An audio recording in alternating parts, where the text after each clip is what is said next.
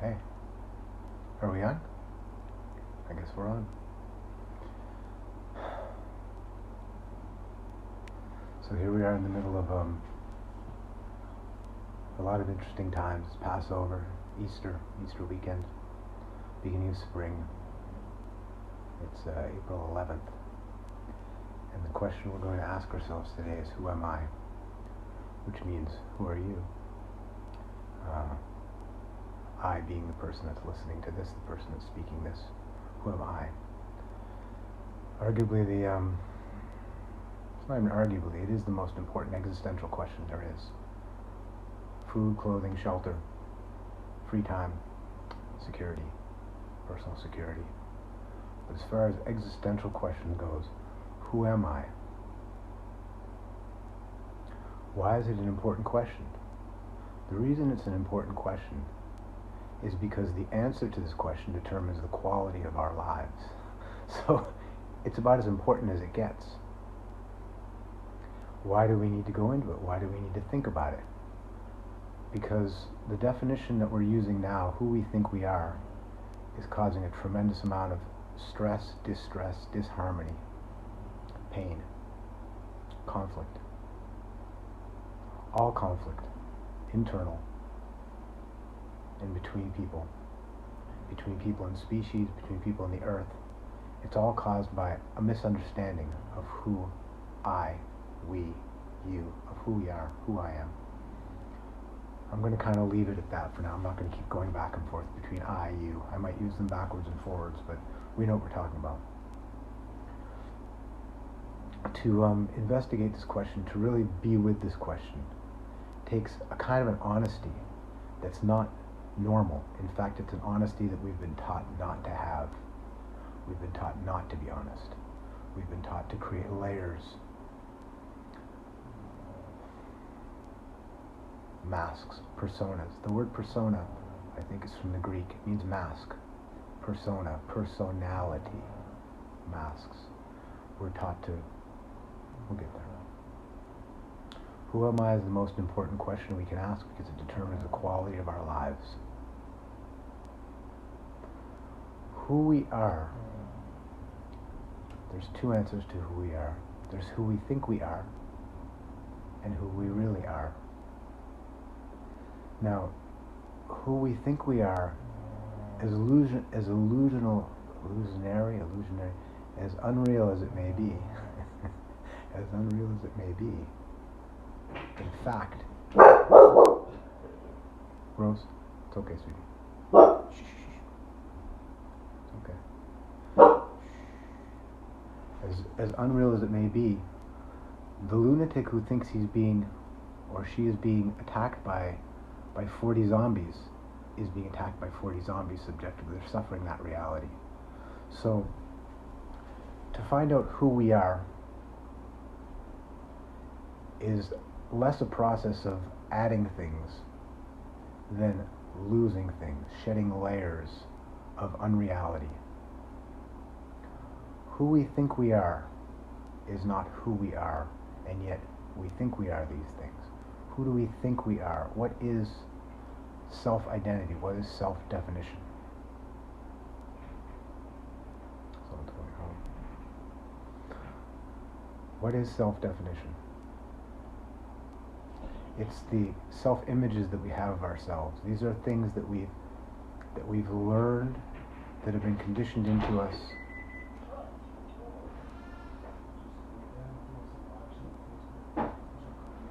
Things that we've take a moment. We'll get back together. Hey Peter, what's up, man? Worried. Bad time, sweetie. Thank you. You want to take Rosie? Okay, you stay. Rosie's gonna stay here. Okay. Rosie is the dog. Okay. Who we think we are is various layers of conditioning that have been superimposed upon our completely defenseless selves, meaning we were born and we had no defenses against those around us who told us that we were a boy or a girl or whatever our race, our ethnicity, our religion, our nationality, all these various things, which is who we are. Who am I is a definition, right? So, who am I? The thoughts, the feelings, these things are not existential facts, they're conditioned facts. They're actually mechanical. We don't even know it. That's why the honesty is so important, because to look at ourselves with honesty is to really see things we don't want to see, because the self that's looking is the self that's defending itself. It's a big mind game. Underneath that, around that, permeating that, connecting all of these various elements of seemingly separate selves is a much deeper reality, is a who I am that we're going to try to get to. Because that who I am is joyful, and is beautiful, and is unconflicted, and is happy, compassionate, kind, considerate, gorgeous, gorgeous. But this other self, and here we're at the honesty part again, this conditioned self, this self that says, I am a profession, I am a gender, I am various qualities, I like this, I don't like that. Positionalities, I am of a certain nation, I am of a certain race, I am of a certain political position. Not that all these things don't have reality in our material world, but as far as an essential self-identification, these things are absolutely painful. And we all have completely conflicting self-identities within our own little universes. Oh man, I'm awesome. Can you believe how I blah, blah, blah, blah. And then 40 minutes later, oh, I'm such an idiot. How could I have? Oh, what does she think about me? Oh, what? Just all these conflicting self-images. Who I am is not conflicting. Who I am profoundly and at the basis is not a conflicted series of self-images and what do I think people think about me, because I have no idea what they're thinking about me. It's what I think they're thinking about me. It's all this great big huge amphitheater. Look, we're all schizophrenic, we're all multiphrenic. How many voices run through one person's head in a day? Contradictory voices, complementary voices, semi-contradictory, semi-complementary. In a day, if one honestly is able to be conscious and watch what's happening inside of one's flowing, gushing, torrential storm of thinking, you'll see how many contradictory and really painful, insecure, anxious, worried thoughts there are. And interestingly enough, the constructed who am I self, the constructed idea self, what I'm talking about is an idea self. It's a constructed self. If I think of myself as a male with certain characteristics, it's absolutely been taught to me. I can say it's nature. Nature absolutely has its thing going on, but there's nothing about me that's going on without my interpretation. Basically, mostly my judgment, my interpretation, my likes and my dislikes, my holding on to a constructed identity pattern that I think is me, that's fighting for its life. And you know what it's feeding on? It's feeding on my vital energy. My vital energy being that which could be used to create unbelievable art, incredible relationships where there's not even a here and a there, a me and a you, where there's just a being, a oneness, unbelievable joy, and empathy where there's no you and I, there's no them and us. That's the energy that's flowing, and you can see it in children, little children. You can see the way they just unconditionally love a stuffed toy. They don't have to even love something that's alive, a rock. And then mom says, "You like that rock?" Yeah, Mommy. But this one's nicer. All of a sudden, there's a hierarchy of rocks. Dad says, "Come on, son, you can hit that ball." Well, maybe yes, maybe no. But one's identity isn't based on hitting the ball or upon liking or disliking a rock. It is because it's conditioned into us. The interesting thing about the conditioned self, the conditioned identity, is it's never here and now. It says I am such and such, but it's never living here. Oh, I am a this and a that, but I'm going to, it's all about doing and about what I think I know about myself, who I think I am. The thought self, the feeling self, is very, very, very rarely in the present moment. But the other self that we're going to strip some of these layers of conditioned self away to try and get a little bit of a taste of it. Because here's what happens. When you're in nature, or you're with a little child, or with an animal, those are the easiest ways. Sometimes it'll be an amazing piece of art, or any number of experiences, but nature, children, animals, those are real easy. There will be moments when you will forget who you are, and in those moments you will be flowing with this unbelievable present being that's not separate from what's happening. What's happening is what you are at that moment. It's not, there's no separation there, and that's happened to you many times, and it's happened to me many times. Perhaps what hasn't happened is you haven't done it consciously, which means you come out of it and you go, wow, that was really nice, I have to tell so-and-so about it, and you've lost it. Not that telling someone or sharing with someone is losing it, but it's lost, because that's how we've learned to function with that thing. We haven't just said, wow, it's still here.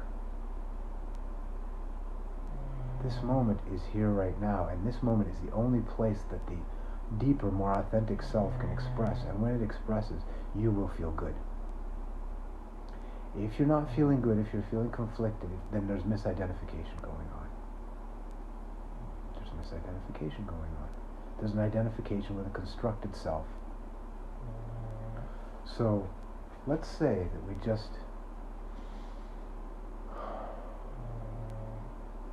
that we're not anything at all.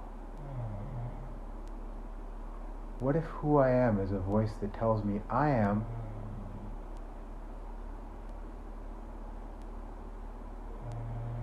and what happened in that moment?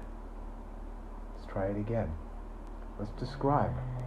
Let's just for a moment. Now remember, there's all the pile of characteristics.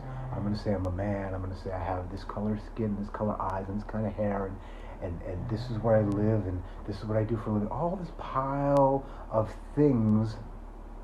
Not to say they're not real. They're real on their level. But who I am. Am I a skin color? Hell no. I mean, how limiting can that be? How limited can I be? I'm going to limit myself by a skin color, by a job? Look, I want it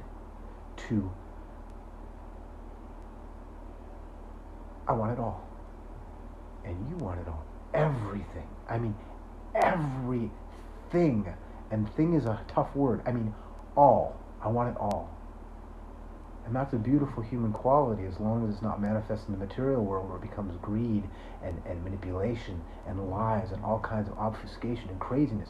If I want it all, and I look at the only place where I can have it all, which is in this moment of not defining myself as this, I am.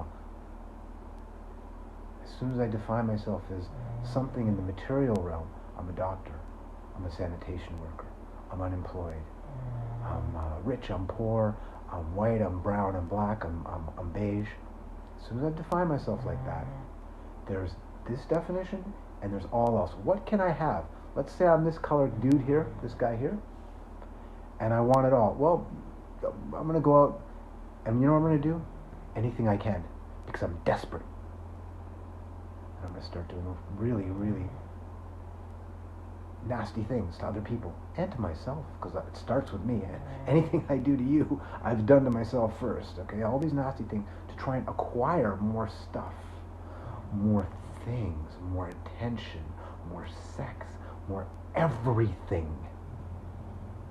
And still, I never am going to be close to satisfied. Excited, oh yeah. Pleasure maybe if I'm successful. Great, wonderful. But empty and emptier and emptier and emptier. So my definition of self on this realm as who I really am is cutting out the universe from my connection. Connection meaning having. I want to have it. I want to have it all. I want to have it all. You want to have it all. And you can have it all. But you can't have it all on the material level. You can't. Even if you could have the world, then you need Saturn. Oops, then you need Nebulae 3. You need the next Sirius 5. You just need stuff. It just never stops. Having it all, there's a place, and we're going to try to find it. Because you've been there before, as I just said. You've been there. You just might not have known that you were there, where you had it all. The sun was going down, and you saw that little sliver of sun. You were up maybe somewhere high, and you could see the sliver of sun go down over the mountain, and there was like a warm breeze on you, and you just all of a sudden you had this moment of like, maybe there was like a big bird flying by, and you watch it, you forgot that you were there, and yet you were. But it wasn't the you that with all these definitions, it was something else. And you had that moment of the evaporation of the defined thought self, and an experience of that everything self. And did you like it? You loved it. But perhaps you didn't know what was actually happening. To have that moment consciously will change your life forever, because you'll never be satisfied with less. And as time goes on, you realize that the acquisition on the material level isn't getting you there. Food, clothing, shelter, safety, free time. We're not talking about that. We're not talking about the fundamental necessities of physical life. We're talking about identification. I don't need to go into the list of things again. It's an endless list of things. It's someone who likes green beans. That's identification. Someone who doesn't like the Mets. Someone who does like soccer. It's just an endless series of identifications. Who I think I am. For that moment, when you were watching the bird and that sliver of sun going down, or whatever the moment was for you, you've had many of them. I'm using nature because nature is where it happens. Little children, if you can actually be with them and let them be the leaders of the energetic situation. Animals. You had those moments of absolutely disappearing, and all that was left was consciousness. That's the I am we're looking, that's the self, that's the who I am that we're looking to consciously experience. So that once we've consciously experienced, we'll never settle for less. We'll seek only that, and in the seeking of only that, we're going to discover the unbelievable beauty that is really, really, really fundamentally at the core of each of us, and between us and around us. You can call it whatever you want. I'm not going to use a word because I don't want to alienate anybody. There's a lot of words for it. The most common being God. But again, it doesn't have to be God. It can be what it is. It's an experience. Don't believe things. Experience them. Know them. And if you don't know, be good with not knowing. Because the being good with not knowing frees us to understand that we're able to learn, that we can learn something. So to consciously experience that moment, when I say, listen to the descriptive voice within me that says I am,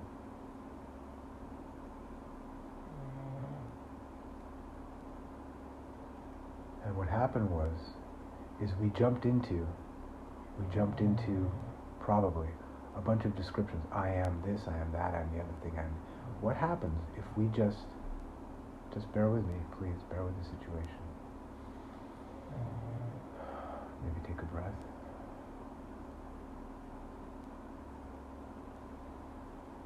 A second breath.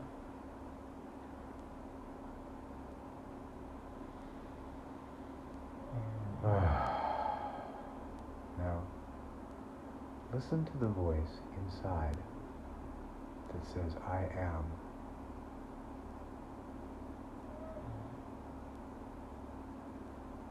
And don't fill that space. This isn't something that's going to happen by watching someone else do it. It's something that's going to happen by doing it. Listen to the voice that says, I am, that says, I am. I am. Where? Here. When? Now. What? There's no what. There's just I am. I am. Strip away the most primary conditioning, which is almost always things like gender, first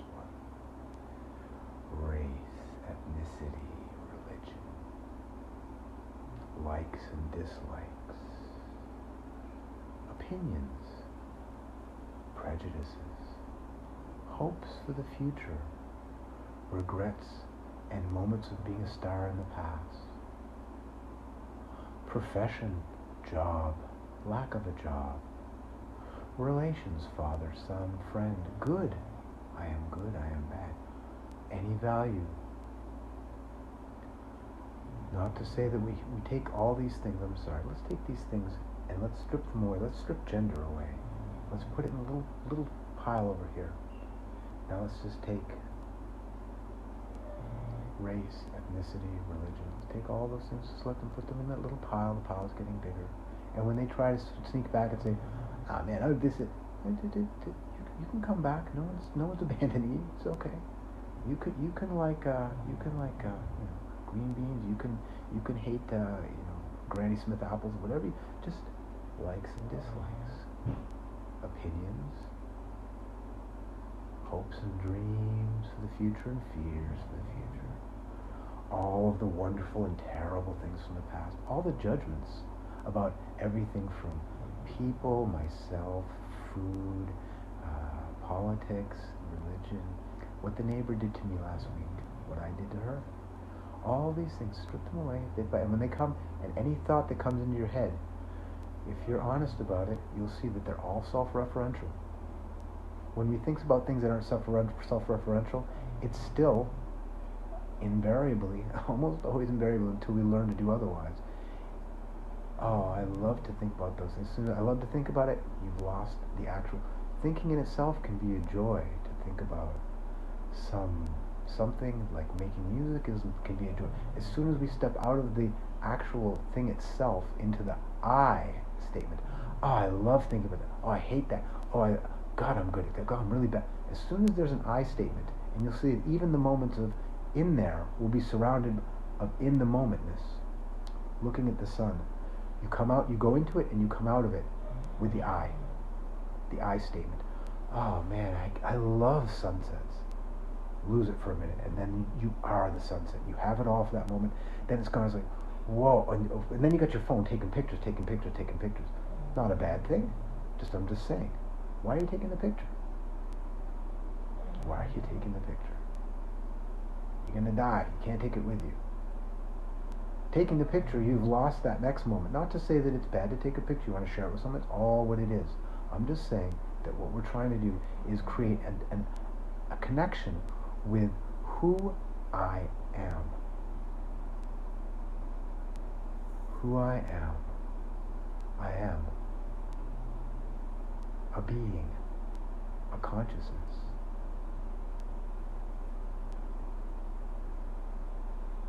And it has nothing to do with all those descriptions or with any thought. Any thought, especially any I thought, takes me out of the moment, and I lose that big, beautiful, spacious I am. Being, simple, unfettered being, out of which flows the creativity of the gods, the joy of children in the springtime. It's just our priorities are torturing us and torturing each other and destroying the earth and destroying everything.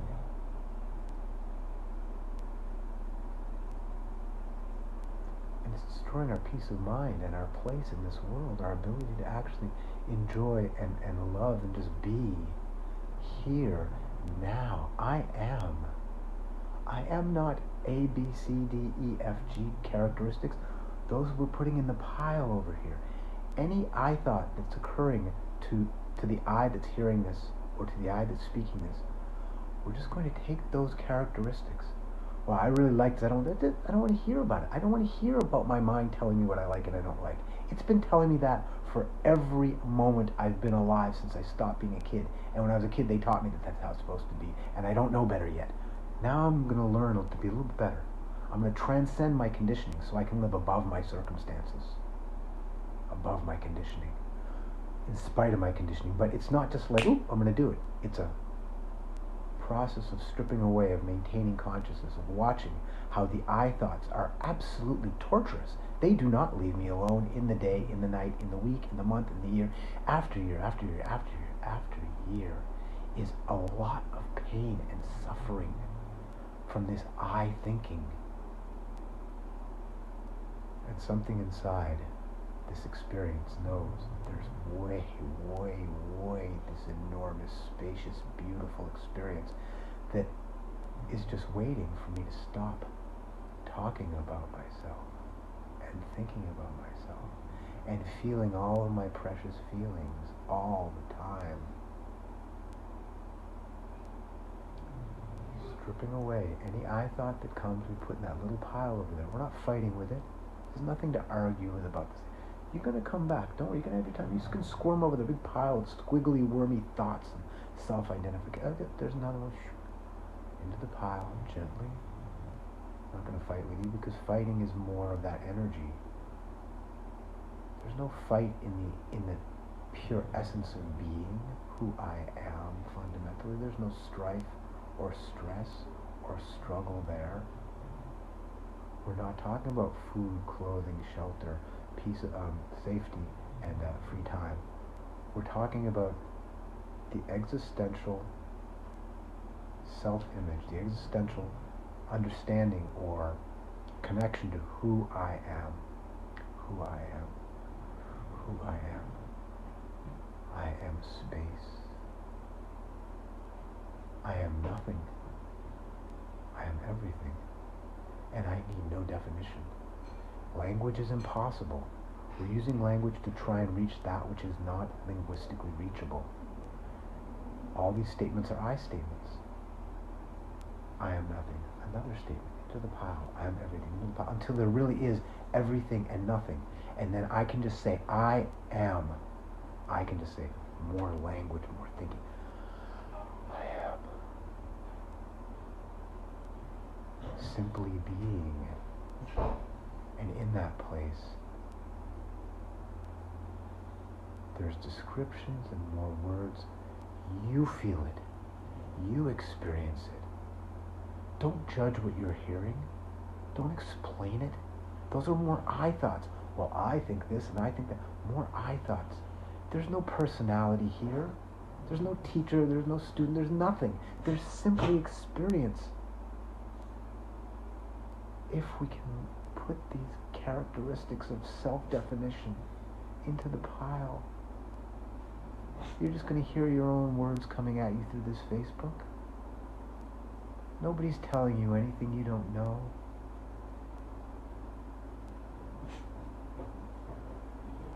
Just to be free and open and beautiful and flowing with creativity. And that is a state of love and kindness and compassion. There's no, I need to get myself some kindness, I need to get some love, I need to get some love. That's not how it works. These things aren't commodities and things. That's all about identification. I want love. What a... Stop talking about yourself. Be honest that all of it is self-deception and a creation of an identity that is so hard to keep together that you can't sleep, you can't go to the bathroom, you can't have a good relationship, you can't stay away from the alcohol, you can't stay away from the drugs, you can't stay away from the bad food, you can't stay away from... And I'm not accusing you or me of anything. I'm just saying the reality. The facts of our existence is, as long as there's lying and as long as there are these various masks of self-identification that we're struggling to hold on to because we think it's who we are, there will not be true peace and there will not be true love. Because true peace and true love and true joy are what is there when all of the nonsense and the lies are honestly addressed, processed, and released. But we don't have to address, process, and release everything. We can still, what we want to do is we want to experience this just for a moment. Just for a moment. And in the experience of having it for a moment, we'll never be the same again. You will never be satisfied with less in your life once you've experienced it consciously once. You've experienced it many times, as I've said, in your life, not consciously. Or if you have experienced it consciously, wonderful. Then we're just deepening the practice.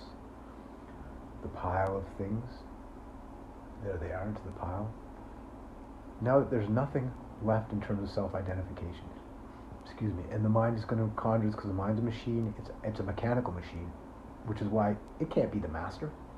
Don't let your mind be the master. Don't believe your mind. Your mind's lying to you all day, every day. Period. The end. And until that is honestly addressed, there will be no freedom. Forgive me for saying the truth that no one wants to hear. When everyone says, when you go to the place and they say, you're beautiful, and all you have to do is treat each person as a new revelation and understand that you are the most beautiful being on earth and you can have it all. Wonderful. All true. But they're selling you a package. The truth is that what's really going to appreciate this and really going to get it is not the part that it's landing on. You will not have that because you are the problem. I am the problem. I, this self-identification as a separate entity with all these characteristics. That's why I am torturing myself. That is why I have all these problems with other people. That's why I'm plundering the earth and killing the animals. And that's the truth. And you think that's going to let go of you? That's feeding, parasitical, feeding. Okay, there's nothing to be afraid of. Nothing to be all excited about. Just honesty. The reason that there's this level of intensity happening from this point, from this part, is because we need to be shocked awake. We are asleep. We think that I am going to go to heaven. I am going to improve myself. Yeah, you can improve yourself. You can practice the guitar. You can practice fixing cars. You can practice speed reading. That can be improved. As far as the quality of life, redefine who you are and your quality of life will slowly improve as that definition becomes real. It won't do that. It doesn't work that way. Or maybe it does work that way for some people. God bless you. If you can just have that moment of instant enlightenment, opening, losing of the veils, then please do so, because we need you to do that. Do so. For the vast majority of us, and probably for all of us. Well, that's the Jesus Buddha thing, right? Jesus is born that way. He didn't have to go through it. Buddha did. He had to go through all the anguish of losing the conditioning until he was... So those are the two stories. I don't know anything about the Jesus story as far as my experience in life. My experience in life is all Buddha stories, which is people having to work very, very hard and very honestly to drop that which is false, which is in control, which believes it is this. I am this. I am this. I am not this. I am this. But I'm not fundamentally or existentially this series of characteristics. So I took us into some exciting stuff. Forgive me. Back to trying to capture. Not capture. We can't capture anything. Experience. And let's not think about it as a time. Let's think about it as a space. As the present being a space in which things are happening. Because if you try to hold on to things, and as I said, capture, bad word, wrong word. Not a bad word, the wrong word. Capture is trying to hold an event. It doesn't work that way. Things move too quickly. How about just expanding into a space? So we're letting these things go. Remember, we're back to that. We'll let these things go. Strip the gender, strip the race, creed, color, religion, strip the likes and dislikes, strip any I thought that comes through, any identification thought, let it just gently go into the pile to the side of you there. Let it know that it can come back later so that it doesn't torture you with, yeah, but what happens if I... No, just relax. You'll come back. You're gonna come back. But for now, we're just going to have this space of presence in which the statement, I am, is sufficient. And there's no need to have a word after I am. I am. I am.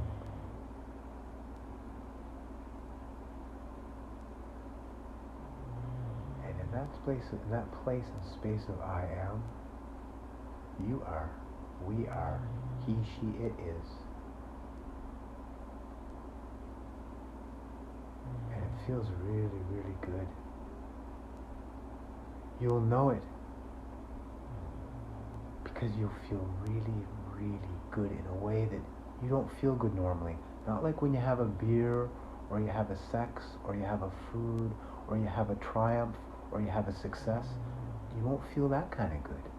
That kind of good is very exciting. It's adrenaline. It's all buzzed up, and it leaves you down. This other thing is nourishing. It's like fresh fruit.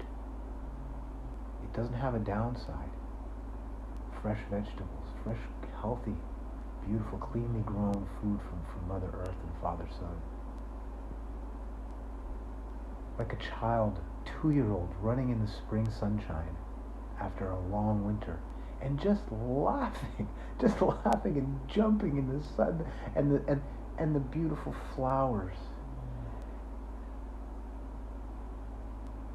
You know, it's just what it is. It's just how life works. When we just get out of our own way, and it's not easy. It's not a new agey thing where you say a few things over and over, you go to a retreat. It's a lifelong dedication, moment by moment, staying conscious and watching that parasitical identification nature feed off the vital energy that is that 2-year-old in the spring sunshine, that is this cat purring in my lap. There's just no conflicted, disharmonious, or lying, or hidden, or masks, or different faces in different situations. It is absolutely real, and it will not leave you empty. What will happen is you will lose this space. You don't have to. If you can keep it forever, please do, and please shed this, because what you'll do in this space is you will walk down the street, and people will smile at you. You will hold the door for someone, and you look in that person's eye, and you realize that person has never had someone look them in the eye the way you look them. And it's not the identification. Oh, I am so great, I held the door, everyone's smiling at me. It's not that. Because if you're back into that, you're going to lose it. It's the incredible joy of being real, of being authentic. And what it does is it nourishes everybody, consciously or unconsciously, around you. And when you're nourishing people like that, or the energy that you... See the words? Words are just impossible. We can't get there with words. We're just trying to get as close as we can.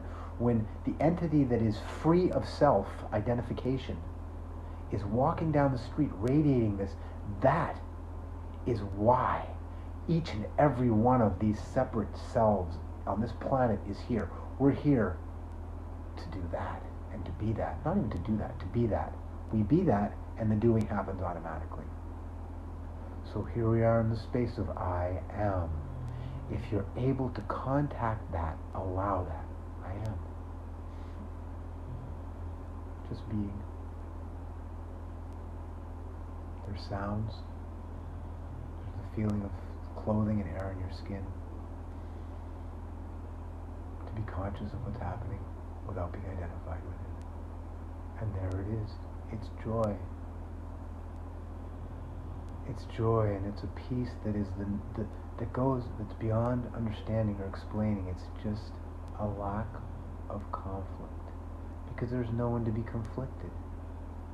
Remember, the conditioned self is 1,000 different voices, 1,000,000 different voices, from TV, from mom, from dad, from friends, from teachers, from doctors, from everybody, especially when we were young. And these people told us very different things and had very different vibrations, and these are all clashing and conflicting within us. We're all insecure, anxious, nervous. But fundamentally, I am nervous. It's just one more thought. It's a reality in my body. Oh, feeling, one more feeling. If, by the grace of whatever it is that's beautiful in this universe and that is creative and perfect and gorgeous, that you know in the heart of hearts exists because you've experienced it, if by the grace of that you've had an experience of that today, let it be conscious and never settle for less. Doesn't mean we don't live with less, because we're not there yet in any permanent sense, but you can be there in a permanent sense, and you will be, and so will I be. And in that place, we will create paradise on earth, because that is why we're here. To learn to transcend the dysfunctional self-identification that is what happens when consciousness meets the material world on planet Earth.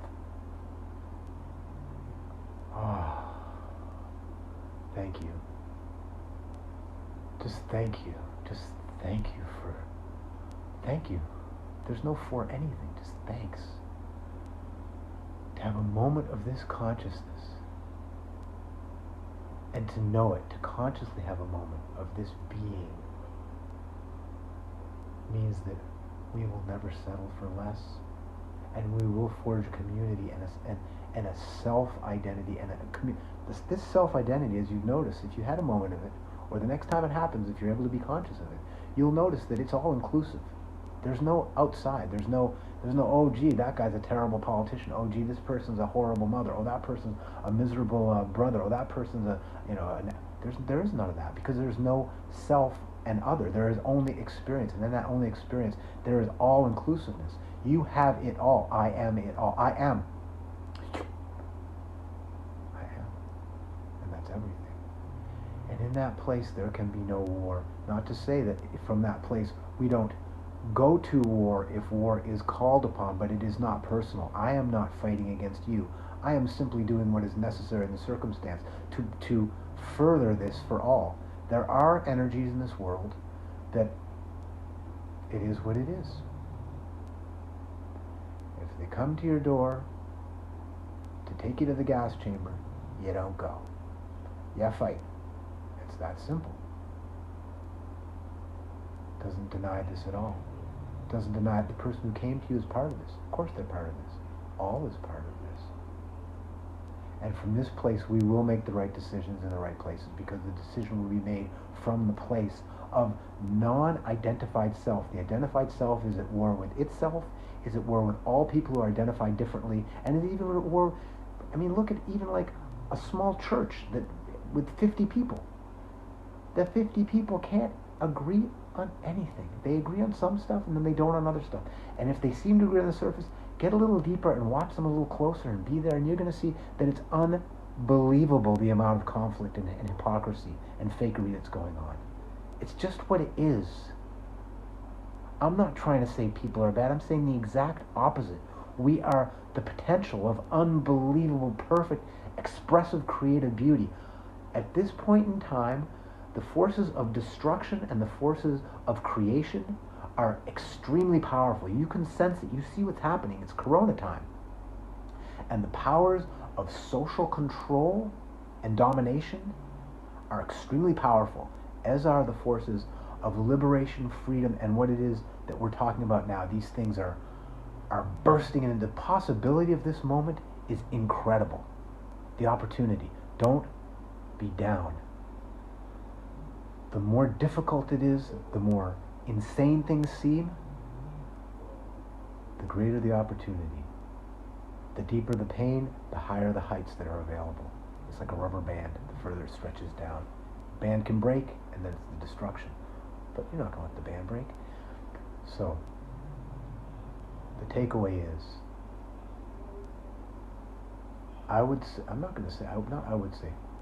it is simply that to find stillness, time to be by yourself in stillness, to find this place. In nature, with animals, with children, don't lead the children. Lead the children in practical things. Don't burn yourself in the oven. Here's how to hold a pencil. Don't follow them energetic. Don't lead them on energetically. Well, here's how you be nice. They know how to be nice. You figure it out from them. Those kids know how to do it. You know how to do it, but we forgot. We've had it conditioned out of us. Let the kid lead energetically. The little children, they know exactly what's up energetically. Pure inclusiveness, joy, happiness, boundless energy, creativity, love, just wow. The animals. Of course, we're not going to hang with alligators, from a distance. Dogs, nature. Time alone in stillness to cultivate this sense of I am. Who am I? I am.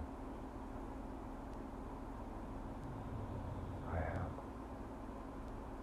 And the more that is present, even in the day-to-day, especially in the day-to-day, but the more that's present in these moments of stillness that we take, first thing in the morning, last thing at night, 30 seconds. If you don't have a meditation practice, do it for 30 seconds. First thing in the morning, last thing at night. Then it'll go to a minute, minute and a half. If you forget, don't worry about it. Just do it the next time. Do it for 6 months. Eventually, by 6 months, you'll be doing it for minutes every morning, minutes every night, and you'll love it, you'll never leave it, and you'll be finding this. The next thing that'll happen is you'll start finding the meditation is also a cleansing process, cleansing out the false identities, or at least cleansing out the identification with the false identities. Sure, I'm still a man. I'm still wearing this shirt. All those things are still true. But the fact that that's who I am, that'll start cleaning. It'll be painful, but it doesn't matter. We're not afraid of pain. We're going through pain now. It's getting us nowhere. Through the truth, the reality, the honesty of that which is dysfunctional to that which is so functional that we don't even just feel it. I am. Find that practice. Take that stillness. No one can do it for you. Anybody that says, all you have to do is accept yourself and think positive, they're lying. Maybe they don't know they're lying, but they are lying. It doesn't work that way. It takes time, effort, and a dedication and a commitment to not accepting a life of suffering, existential suffering. And I tell you what, it's happening right this very second inside of you, as much as you know it or you don't know it. Right this very second. Every drive you have comes from that. If your drive is to drink a half a bottle of scotch, that drive is coming from this need for you to find what it is we are talking about, which is the essential self, and you're just going the opposite direction. That's all that's happening. It's a mistake. Change directions. That's the beauty of being human. All right. I can't tell you how thankful I am to you people, to me people, to all of us people, just to the essence of being. How much I just love you guys, and I just love, thank you. It's just incredible. And we will be here again very soon. Cultivate the stillness. Cultivate the spacious I am that has no identification, that separates. Your life will transform in miraculous ways, quicker than you think, and much more difficult than you imagine. Who cares? You're going through the difficulty anyway. It may as well be productive.